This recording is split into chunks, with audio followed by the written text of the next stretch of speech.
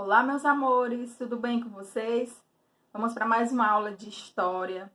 Hoje vamos estudar sobre o segundo reinado, o reinado de Dom Pedro II, que aconteceu do ano de 1840 até 1889.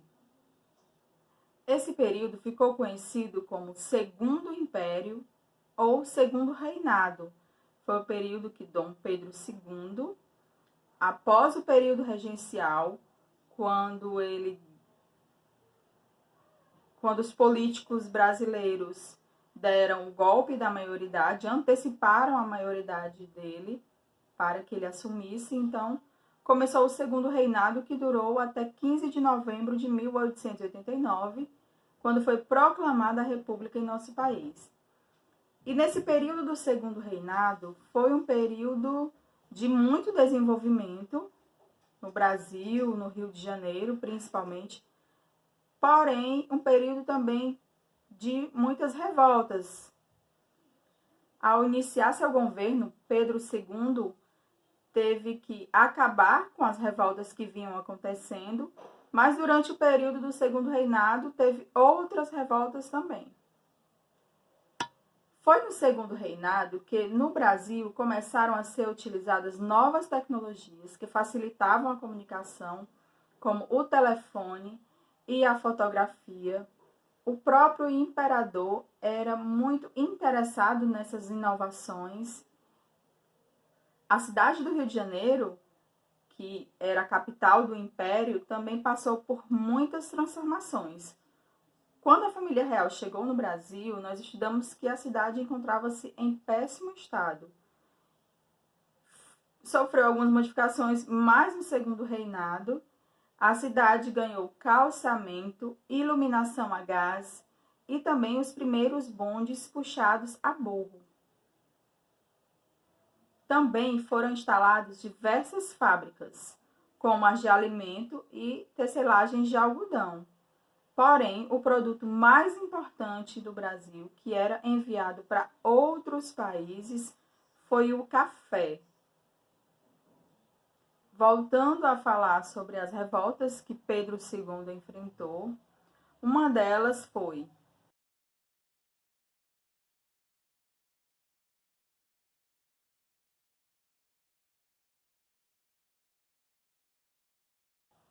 Revolta Liberal, São Paulo e Minas Gerais, em 1842.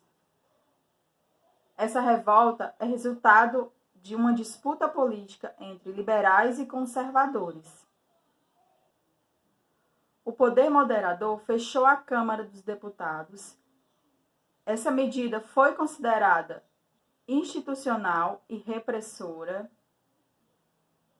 e o Partido Liberal promoveu a revolta em São Paulo e Minas Gerais, com o objetivo de tomar o poder, porém foi derrotado pelo governo imperial.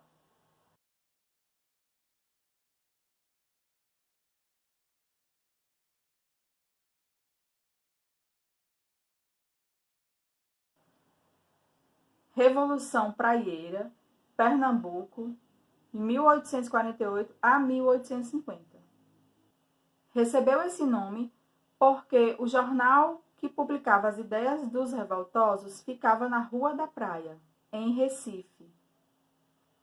Essa revolução foi promovida pelas pessoas que tinham ficado ricas há pouco tempo e eram contrárias às ideias monárquicas e queriam que o povo tivesse o direito de escolher os seus líderes. Os revoltosos foram derrotados pelo governo imperial em 1850.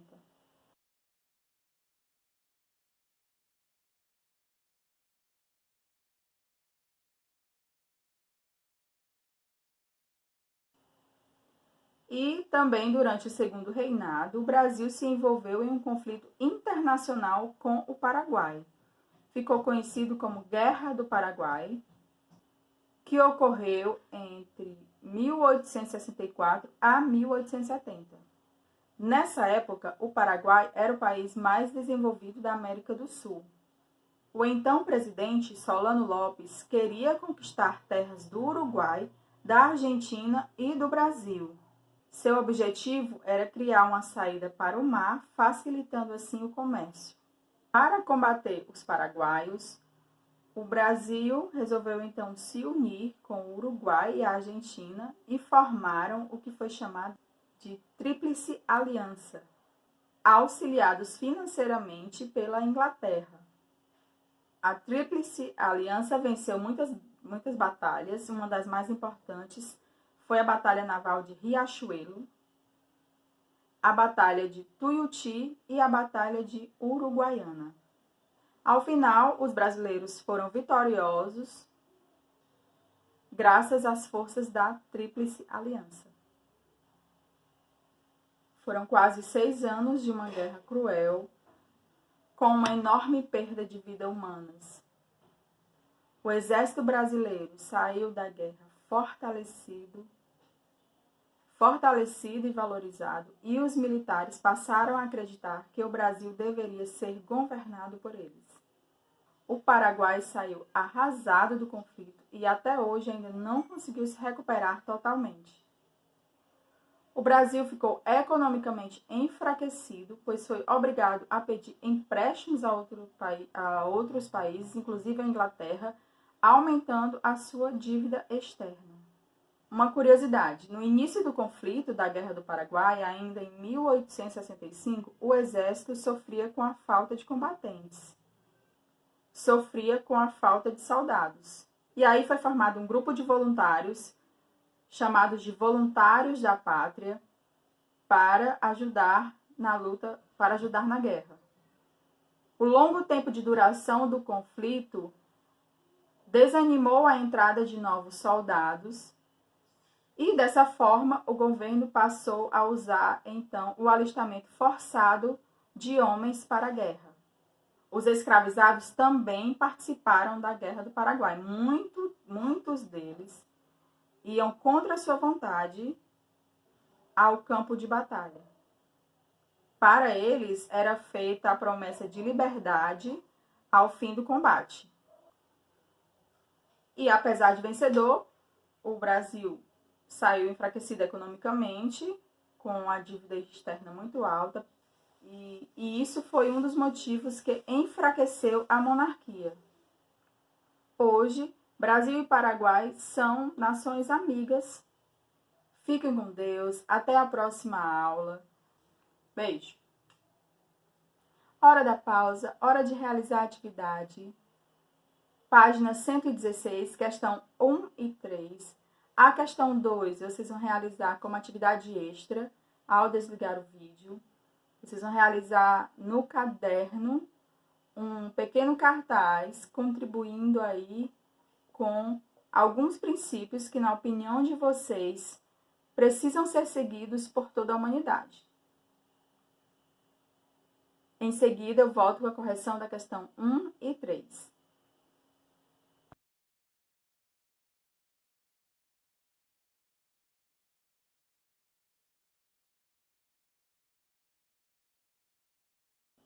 Correção da página 116. Na primeira questão, diz: complete a tabela com os eventos listados abaixo. Primeira Constituição do Brasil. Dom Pedro II foi coroado imperador.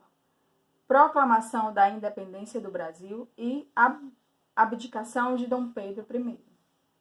No ano de 1822, o que aconteceu?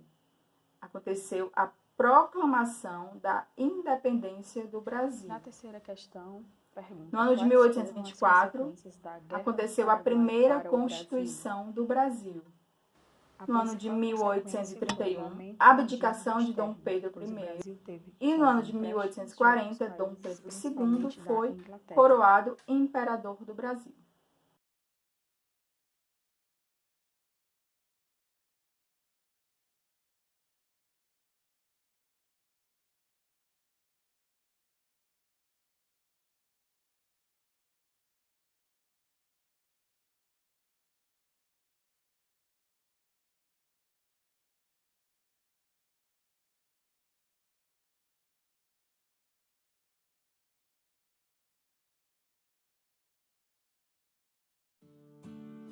O segundo reinado tem início com o golpe da maioridade em 1840. Esse período foi marcado por uma relativa estabilidade política e econômica.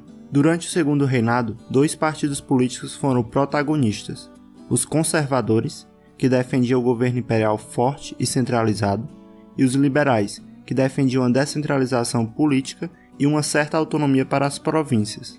Dom Pedro II, para atender os interesses de ambos, alternava o poder entre cada um. Em 1847, Dom Pedro II, baseando-se no parlamentarismo britânico, criou o cargo de presidente do Conselho de Ministros, que equivalia ao de um primeiro-ministro. O parlamento apresentava 3 nomes para o imperador, e este escolhia quem seria, entre os 3, o primeiro-ministro. Esse primeiro-ministro formava seu gabinete ministerial, e cabia ao parlamento aprovar ou não. Porém, Dom Pedro II, através do poder moderador, também podia aprovar ou não esse gabinete ministerial, ou até dissolver o parlamento, o que fazia com que Dom Pedro II é quem de fato aprovasse o gabinete. No parlamentarismo inglês, o parlamento escolhe um primeiro-ministro e este forma seu gabinete ministerial, e cabe ao parlamento aprovar ou não.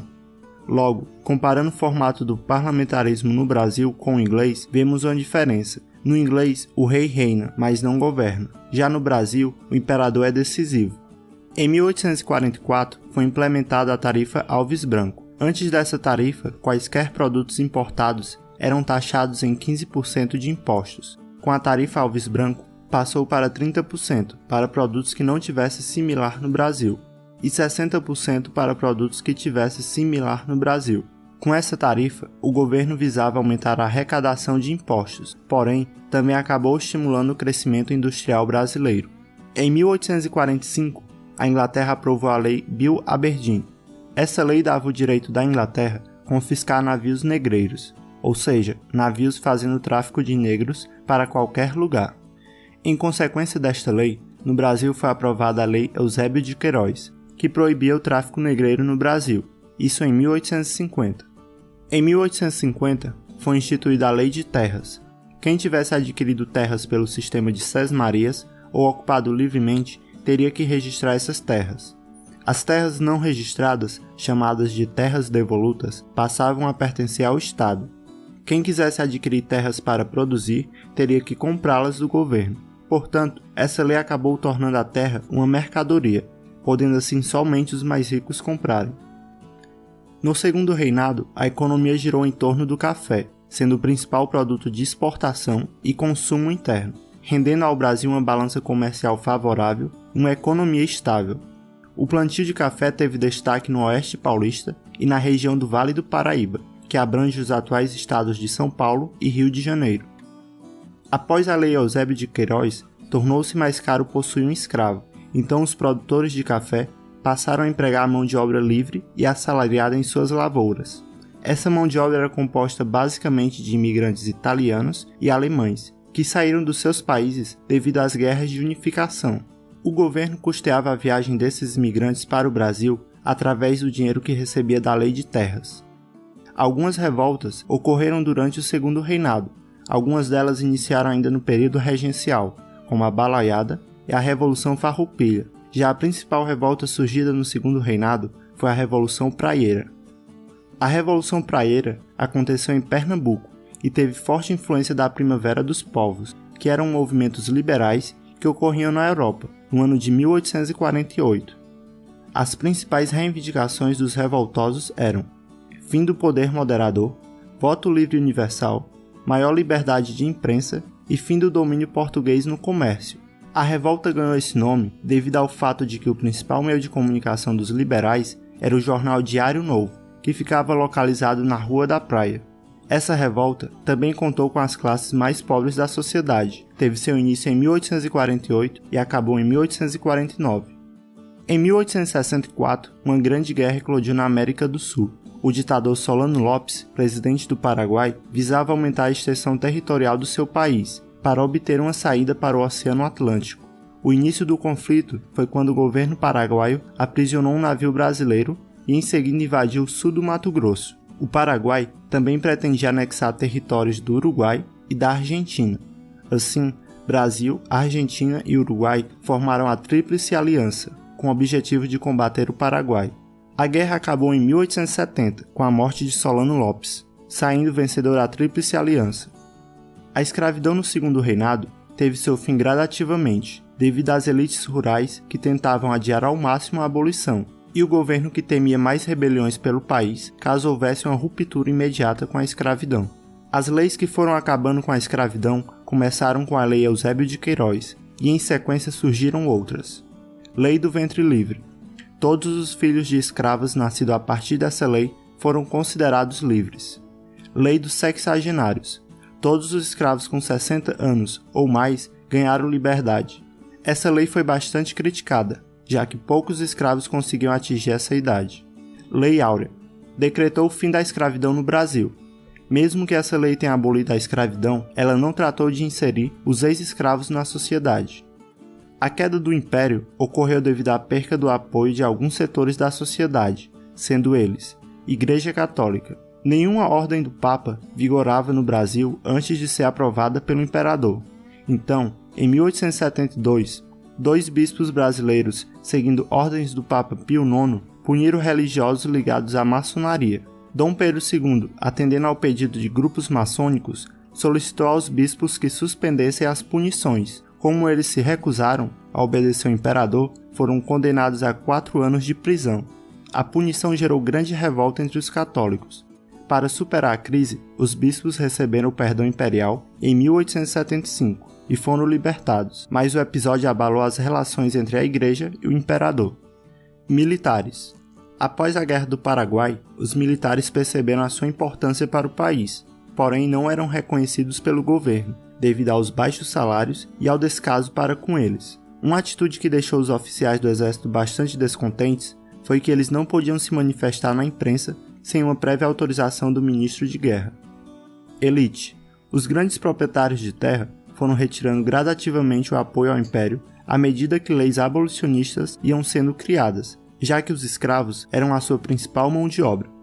Além desses fatores, também é possível dizer que os excessivos gastos com a Guerra do Paraguai e as mortes ocasionadas por ela tenham enfraquecido o império.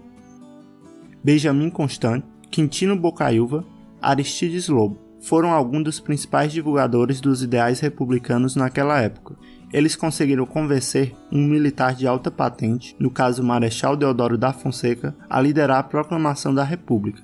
Foi então que, em 15 de novembro de 1889, mesmo sem o apoio popular, o Marechal Deodoro proclama a República, através de um golpe militar.